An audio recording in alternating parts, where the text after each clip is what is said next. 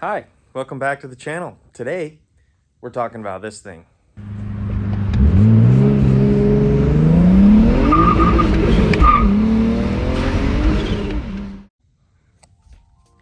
All right, so a couple people told me that I should do a little walk around video talking about everything I've done to this car I think I've owned it 7 or 8 years now. It's gone through a lot of different changes, a lot of things. So I figured today I'd do a little bit of this is my car, this is what I plan to do with it in the next few months or so type of video.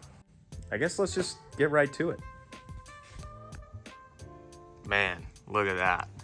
Don't tell me that the corner light's missing. I know it's missing.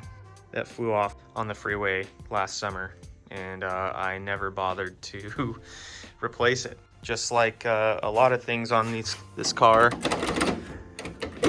barely hanging on for dear life. We can start with one of my favorite junkyard finds ever. Yes, junkyard is right. Chromey Empars. I found these at Pull and Save. I went there with my brother to look for parts for his Jeep that he had at the time, and these wheels were sitting in the lobby in a stack. They weren't even, I didn't even have to pull these off of a car. I walked right in and they were just staring right at me, and I made an offer. They told me no, and they said firm on price, but I can't complain because I got these for $180. I don't think they're real, I think they're replicas, but they're real specs. So 18 by 8 in the front, plus like 23. The rears are wider, I should say, 9.5, plus like 22 or whatever. I don't know the exact offset, but I love the way they look. I think it's one of BMW's best wheels, and it's just that much better that I got them for such a steal. Let's pop the hood because that's where the magic happens on this thing. Yeah. Okay, guess we'll start with the engine. So this is not an M54. This is an M52. Not an M52 TU, just M52. It's an iron block, 2.8. Won't be able to see down there, whatever. But it's an iron block M52 B28 out of an early E39. So this engine came single Vanos, and I converted the head to run the M54 dual Vanos unit. It's a lot of work, it's tedious, and it's really hard to get perfect. I did not get it perfect, therefore you won't be able to see, but it leaks a little bit of oil down in this corner. Who cares? I'll fix that at some point. Like I said, stock M52 B28. I did take the head off. I did replace rod bearings, piston rings. I gapped them for boost. Rebuilt everything, stock head gasket. But that's enough about the motor because it is blown up. Let's go over here to probably the next most important, the turb ski. This is if I can get the filter off, you can see. This is a Garrett GTX 3076R, dual ball bearing. This is a twin scroll, I think 82 AR housing, paired to a Spa top mount, obviously. Top mount twin scroll manifold. This thing is a spool monster. I have a 7-pound spring in the gate, and I see 14 pounds of boost by like 3,200 RPMs. It's crazy. It makes it really fun to drive on the street. No boost lag. That's really what I was going after when I spec'd this turbo setup. One of the deciding factors for this turbo was I got this for $1,200. It's a brand new Garrett. Usually the GTX series, I want to say they go anywhere from like $2,000 to like 2,400 bucks, depending on how you spec them. But this was like an open box return from, I forgot the company I ordered it from, but anyways, brand new Garrett turbo for 1,200 bucks, can't beat it. I have obviously custom downpipe. I built that all myself. We'll look at that a little bit closer once I'll get the car up in the air. And other things to note in the engine bay, one of my other favorite pieces, PPF intake manifold, Pure Performance Sweden. The welds on this thing are crazy nice. Everything about it super nice. Paired to a N63 throttle body. I think it's massive compared to the M54 or M52 throttle body. It's huge. Vibrant catch can that was too tall, so I cut it. Still has all the baffling inside. I cut that too, made it all nice inside. Dash 10 AN catch can lines. This is a China aluminum valve cover that I welded some ports on for the catch can. Treadstone intercooler. It's a TR10, no, it's a TR11. Does all right. Completely factory cooling system. Stock radiator. Plastic end tanks. Probably want to upgrade that to like an all aluminum, like a Koya Red at some point, but for now, stock one's good. Some more Swedish goodies. Nuke fuel rail. That thing's pretty sweet. Let's see, FIC 880 injectors. I run this thing on E45. Typical Mac valve, control the boost. This thing is on stock MS43 DME.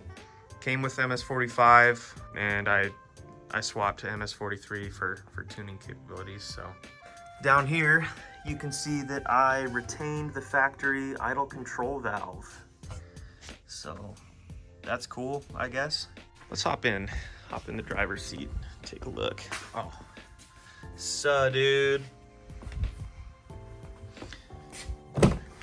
NRG seat, nothing crazy. I want to get something cooler down the road, but this works for now. Nardy wheel, sick. Cheap garbagistic fire extinguisher mount. That thing's flimsy as heck. Not a huge fan of that, but factory 6-speed 37BZ. The interior is pretty stock. I don't have a hydro. I don't have anything crazy going on. That might change in the near future. Also, everything's covered in a huge layer of dust. That's because I haven't touched this car in forever. Back seat, ton of parts waiting to go on this thing. Autosport plastic over fenders, they fit great. And then, no, this is not paint matched. This is actually I want to say a 3M vinyl wrap that I found that matches the silver gray. I mean, it's so good, you can almost not tell that it's not technically the same color. Back here, not much to see. Got a battery tender just chilling. PBM or whatever, Part Shop Max trunk brace. I painted it black because the color, that orange color they send it in, is atrocious.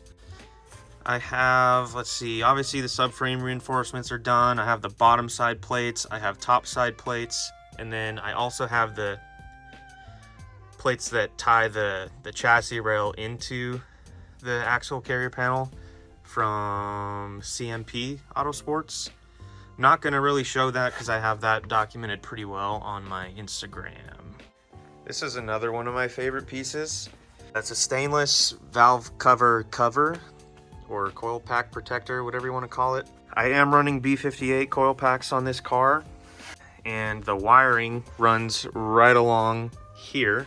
Obviously, I don't want to get it cooked by the downpipe, so I found this. It's a Anderson Steel Speed, or ASS, from Sweden, and I really like how it looks. It comes in a raw stainless finish, and I spent, not even kidding, I spent like 4 hours just taping off all these lines and the BMW logo there, and I painted it and then peeled the tape off. I wanted this to look like pretty factory.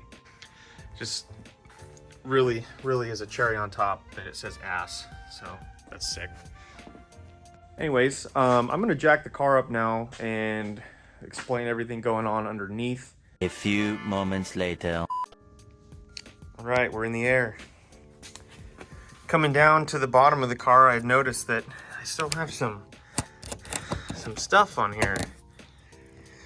Many of you don't know, this car was wrapped blue at one point. Actually, this blue right here.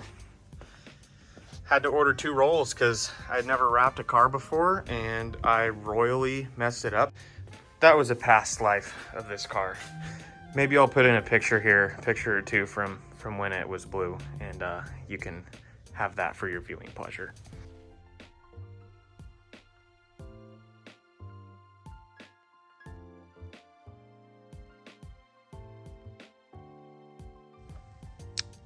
Coming underneath the car, where do we start here?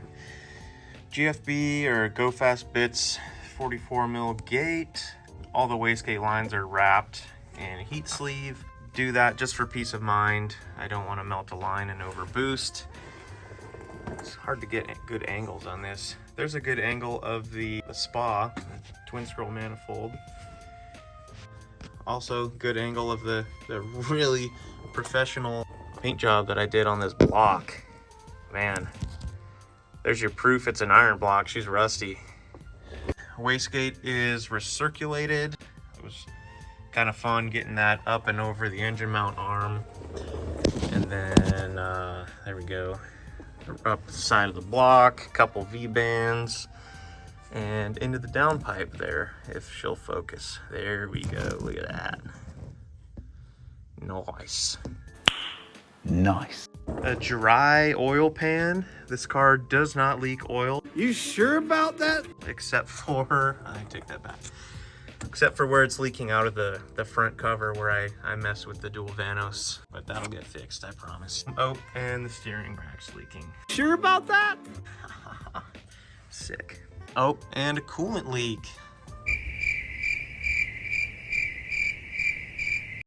Some really old, tired BC coils. Some nice little pie cut action there. Tried to make the charge piping as simple as I could. Let's go down here, take a look at the exhaust. So I built this exhaust myself. It's gonna be kind of hard to see. You got a little flex joint coming down from the downpipe. That downpipe was fun to make. A couple bungs for AFR. Got an exhaust venturi that I'm not even sure if it really does anything. It's 3-inch all the way back. There's a vibrant muffler at the back. Yeah, it's nothing crazy down here. The downpipe, I don't know if you'll be able to tell, but I have that fiberglass exhaust heat wrap stuff underneath, and because I really don't want a bunch of fiberglass pieces all over the engine bay, I decided to wrap it over the fiberglass with this dimpled stainless and some stainless metal cable ties. I think even being top mount, this engine bay stays cooler than when I was bottom mount. Didn't have any heat protectant.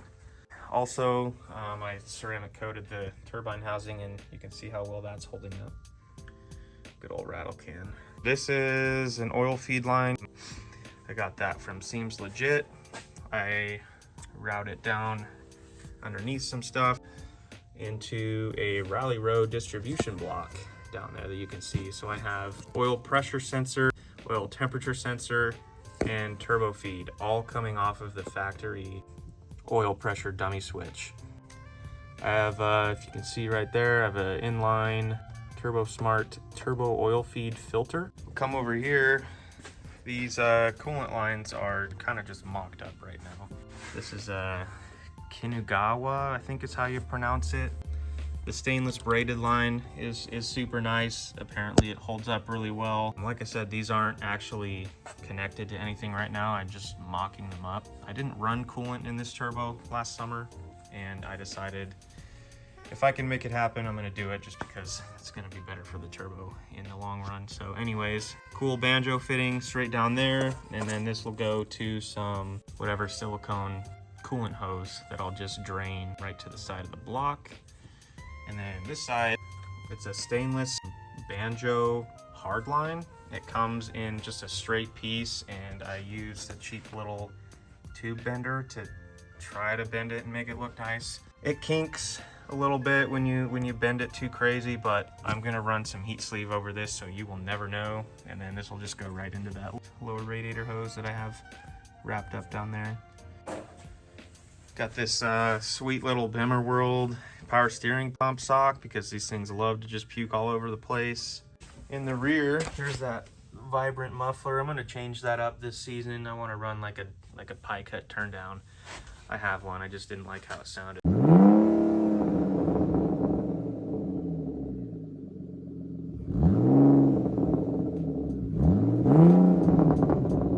So I have to do something with the exhaust to get it to sound better.